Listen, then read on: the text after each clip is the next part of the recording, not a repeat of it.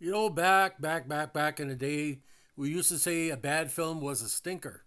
Well, this movie was a stinker and a stinker because it didn't make the money that was invested in it.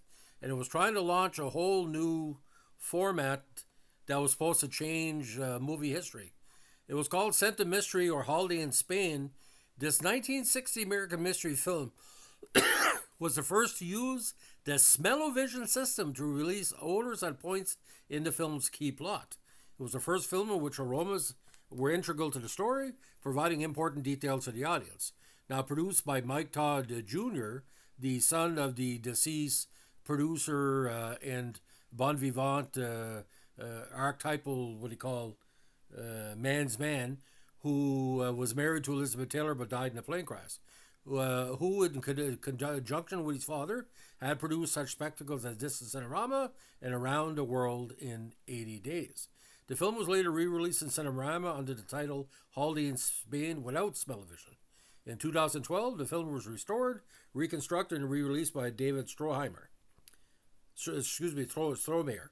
In 2015, a version complete with reconstructed scents was presented at screenings in LA, Denmark, and England. Jack Cardiff called it the one film I want to erase from my memory. The reason for this is that, though no fault of my own, the film was a complete disaster. Talk about passing the buck.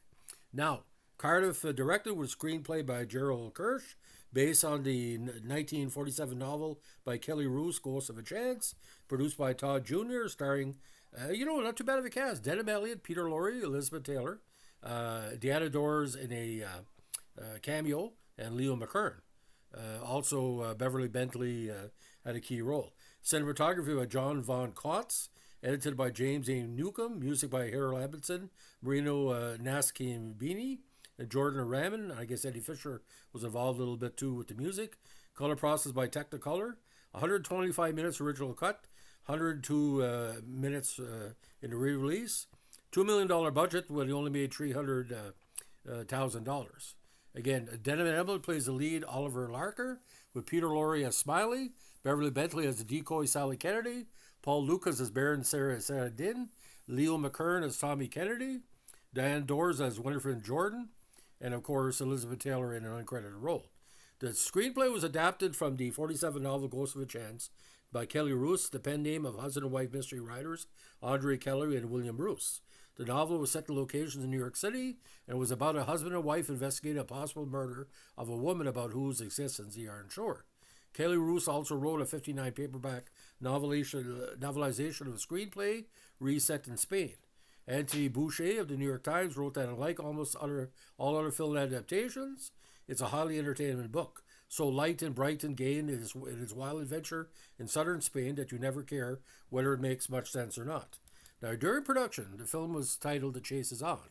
For the film's director, Todd Jr. chose Cardiff, a leading cinematographer whom Todd Sr. had wanted to shoot the never filmed Don Quixote and who had just made his directorial debut with Sons and Lovers.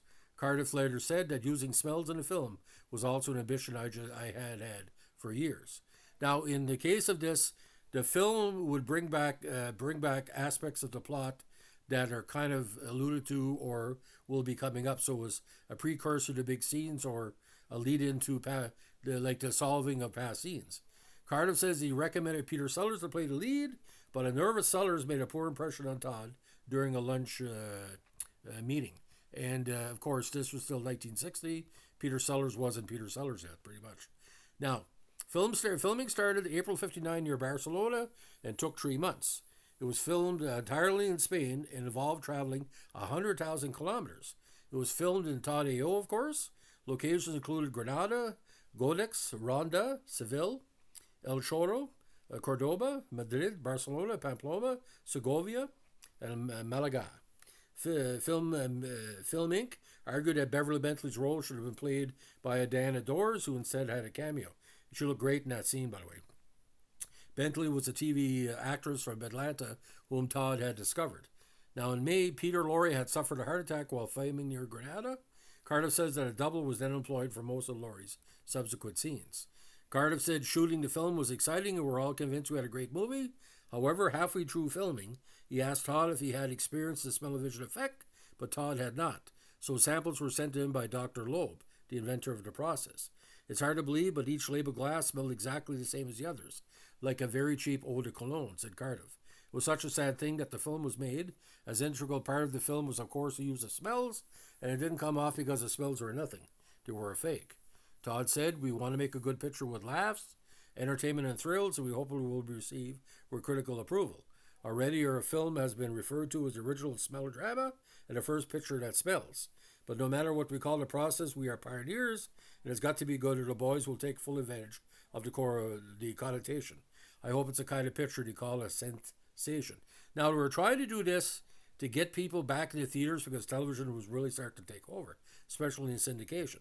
Now, according to LA Times, in 1954, Mike Todd Sr. was introduced to the smell-o-vision process, which enabled certain odors to be released into a theater during a screening. Now, when a certain scene would come up, the scent would be released, and it would be a pause in the presentation so you could whiff it in. Now, Todd was enthusiastic with the process, which was invented by a Swiss professor named Hans Lobe. Lobe had demonstrated the concept at the 1939 New York World's Fair. Now, Todd Sr. considered incorporating it around the world in 80 days, but decided against it. When Todd died, the father, his son decided to use Loeb's process in a film that would incorporate the sense of smell in the actual storyline process. Now, some scenes were designed to highlight smell-o-vision's capabilities. In one, wine cask fell off a wagon and rolled down a hill, smashing against a wall, at which point a grape scent was released. Other scenes were accompanied by aromas that reveal key points to the audience. For example, the assassin was identified by the smell of a smoking pipe.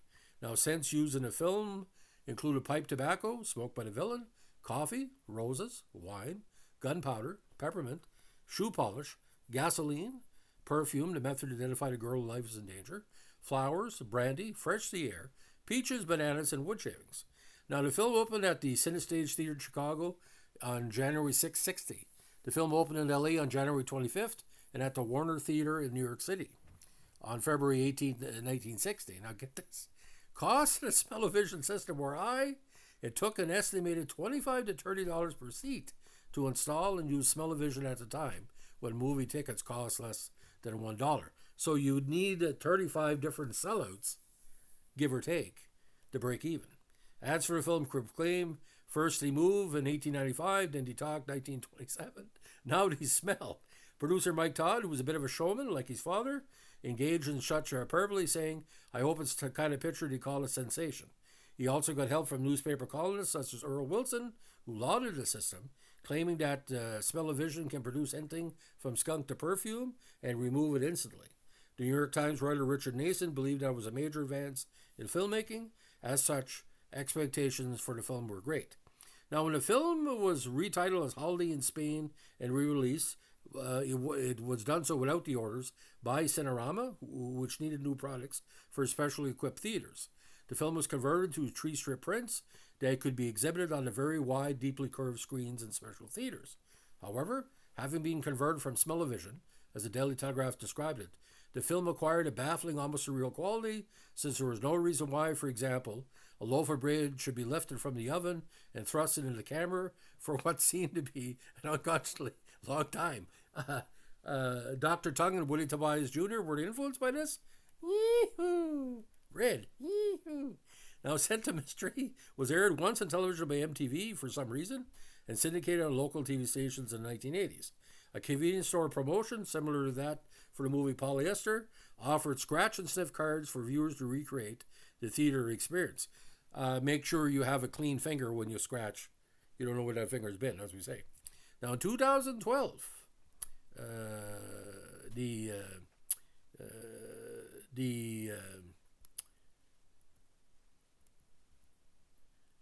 now, again, like I said, it was re-released. In 2012, of course, Holiday in Spain was completely restored and digitally reconstructed by film editor and Cinerama restoration specialist David Strohmeyer. Only portions of the original camera negative remain in unusable condition, so the remaining parts of the film were reconstructed from two archival 70mm Eastman color prints. Not enough of the deleted footage from the original Scent of Mystery was recovered to be able to restore that version as well. The newly restored film was released on Blu-ray in 2009 by Screen Archives. Now, in 2015, Austrian film producer Tammy Bernstock and artist and scent creator Saskia Wilson-Brown revived the Smell-O-Vision experience, presenting Strohmeyer's restored film at screenings in L.A., Denmark, and England. The only information about the scents used in original production was a list with entries such as happy odor of baking bread and the faint smell of a yellow rose. Without any perfumers or chemist specifications, Wilson Brown recreated the film's smells from scratch by blending possible aroma ingredients. Now, the Smell-O-Vision mechanism did not work well. According to a high Hollinger variety, aromas were released with a distracting hissing noise, and audience members in the balcony complained that the scents reached them several seconds after the action was shown on screen. In other parts of the theater, the odors were too faint, causing audience members to sniff loudly in an attempt to catch the scents. Yeah, stop sniffing there, you're making too much noise. Now, Cardiff recalled that the Chicago screening worked well. Exactly on cue, you get the whiff of the smell coming up from the seat in front of you, so you just smell it. Added that the press and everybody, they all said the same thing. There's no particular smell about anything. It was all kind of a cheap eau de cologne. This was a disaster. And then later on, we ran in New York, and that was the end of that because it had terrible notices because it was not a genuine Smell-O-Vision at all. It was a very interesting story with a marvelous photographic background of Spain, but the smell for which it was made didn't exist. Now, the daughter of Smell-O-Vision inventor Hans Lobe later claimed that the technology used in these screenings was different from what her father had envisioned. She wrote, "The producers realized you could save a fortune if they air-conditioned the scents in rather than install the elegant, costly little units in front of each theater seat. Hans' concept was install the scent emitters in front of a certain number of seats, send the scent, send some neutralizer, personalize. Totally elegant and apparently costly. So very late in the game, one of the producers decided they could make much more money by using the air conditioner wafted in the scents and screw the neutralizer. So the film became known as Mike Todd Jr.'s Only Stinker. Now, technical adjustments by Smell-O-Vision manufacturers solved these problems, but by then it was too late.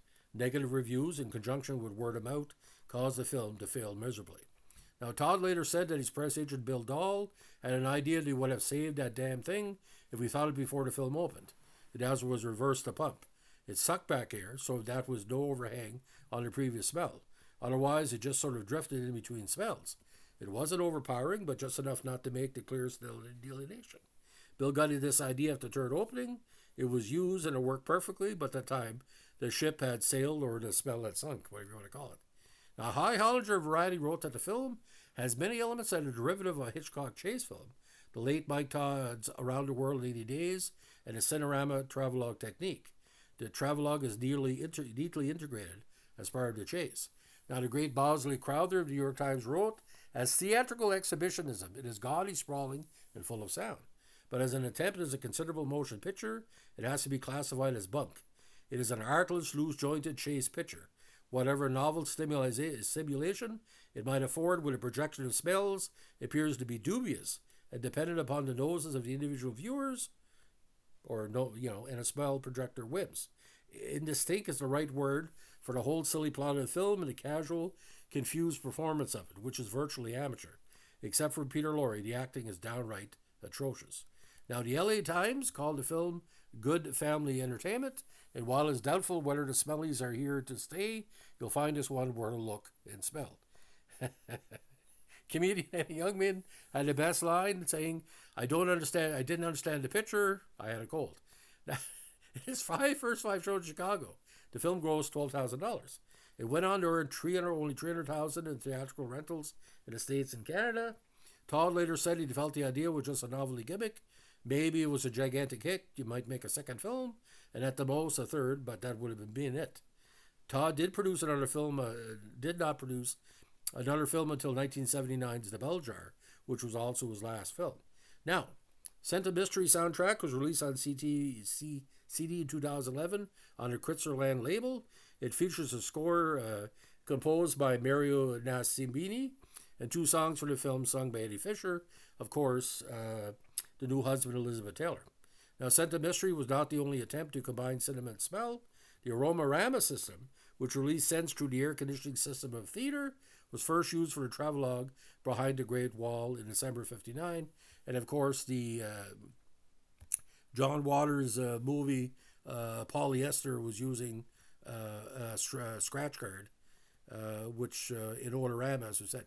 Now, Odour-Rama, going to get this in it quickly, to highlight certain things. Waters developed Odour-Rama, a scratch and sniff gimmick inspired by work of William Castle, and of course Scent of Mystery, which featured a device called Smell-O-Vision. Special cards with spots number 1 through 10 were distributed to audience members before the show in the manner of 3D glasses. When a number flashed on the screen, viewers were to scratch and sniff the appropriate spot. Smells included the scent of flowers, pizza, glue, gas, freshly cut grass, and poop. For the first DVD release, the smell of glue was changed to as water stains. Political correctness.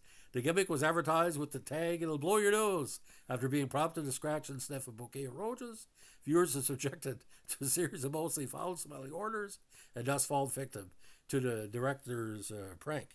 The 10 smells, and again, developed by 3M per Waters in the supplement section of the DVD release are roses, flatulent, model airplane glue, pizza, gasoline, skunk, natural gas, new car smell, dirty shoes, and of course the ever popular air freshener.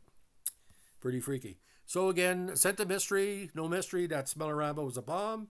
But if you basically know a theater, if somebody has farted or you can smell popcorn or different stuff, you're into. There should be enough sense in the theater to remind you you're in your theater. You don't need to see it on screen. So, ladies and gentlemen, that's the story of Mike Todd Jr., Elizabeth Taylor, his stepmother, is Eddie Fisher, his father's best friend, and Peter Lorre in a movie that it's a Scent of Mystery. Why it was ever made. But you know something? I'd like to see people try a different part of it. It'd be interesting to do if you could do it. Like, do like a cooking show or something like that, a cooking movie, and see, like, pick, like poutine or Swedish meatballs or whatever. I go see that. And you could tie it with Burger King or, whatever. Why not skip the dishes doing a Smell-O-Rama movie? That'd be great. Thanks for listening. Don't forget, give us a like, comment, subscribe, or share.